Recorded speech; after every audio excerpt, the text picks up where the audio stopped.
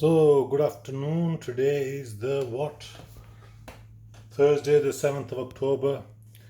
It's Kahuts Corner here. We've got the big fight coming up this weekend, Fury Wilder 3, and lots of people are intrigued about what they think is going to happen. Well, what is going to happen? It really depends a lot on what Wilder does and how Wilder comes out.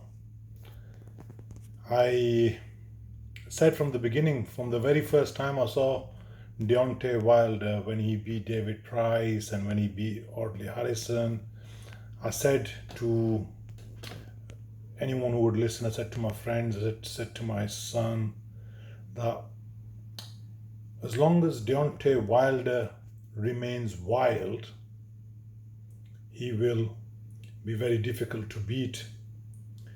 And I don't understand how nobody else has drawn on his name and on the similarity between his name and his style of fighting. Wilder being wild, and when he is wild, he's very unpredictable.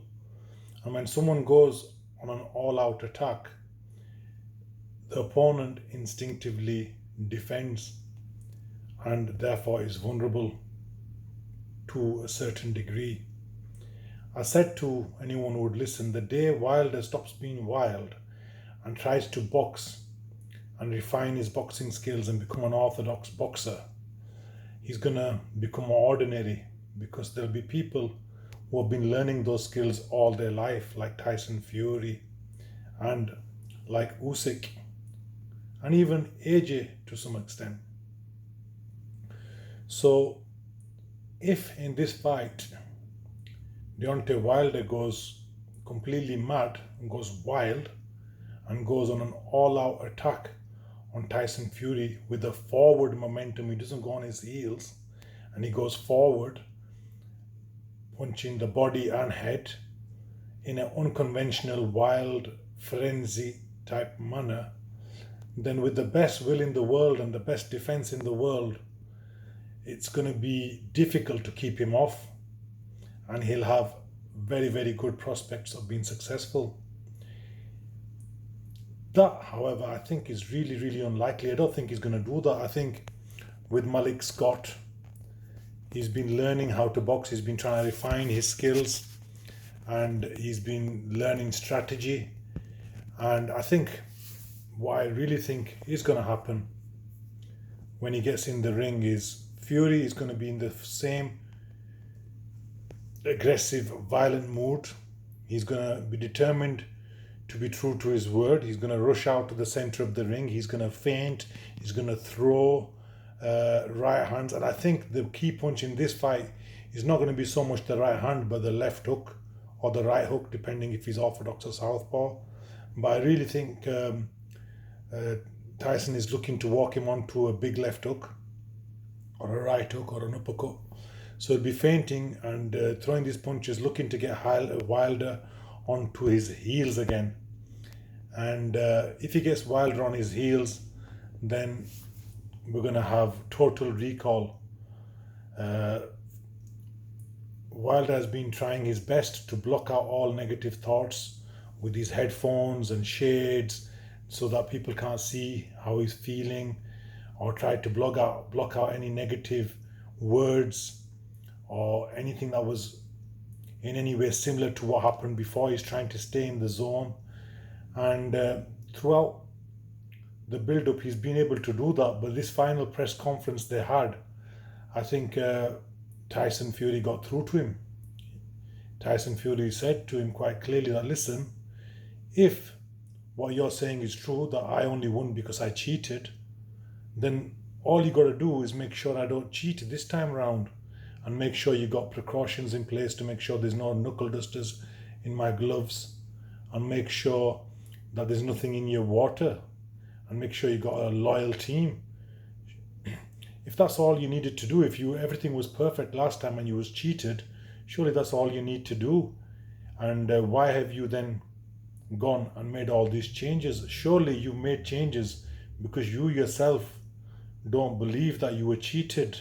You yourself know that you need to make some changes and that you can't just go in the same as you was before, even if you've got all other bases covered and there's no opportunity for anyone to cheat with knuckle dusters, etc. You yourself must know that there was no cheating. And I think that really got under Wilder's skin, and he started trying to speak, etc. And he trying to explain and trying to catch Tyson Fury out, and he failed because Tyson Fury asked him a question, and rather than answer the question, he replied with a question, and then Tyson Fury caught him and says, "Listen, that's not an answer. That's another question. You can ask me that question later. Answer my question." And then Tyson was doing exactly as what he did before. He was talking him down. He was shouting him down. He was putting him down. He was verbally abusing him, raising his hands aloft. And it was all like it was before the second fight. So already I believe Wilder's getting elements of total recall. But once they're in the ring and Tyson rushes across and lands a punch, I think he's going to get total recall. Obviously, he has a puncher's chance if he manages to drum up the guts to be aggressive and to come forward.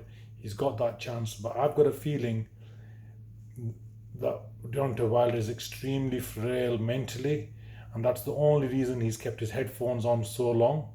That's the only reason he's been hiding behind his shades, because the fear and the uncertainty and the nerves and everything has been quite evident in his eyes. And also the fact that he stayed sat down throughout the whole of the final press conference with his legs outstretched as if he's resting them. I think he's trying to save his legs. He was scared he might get tired or something.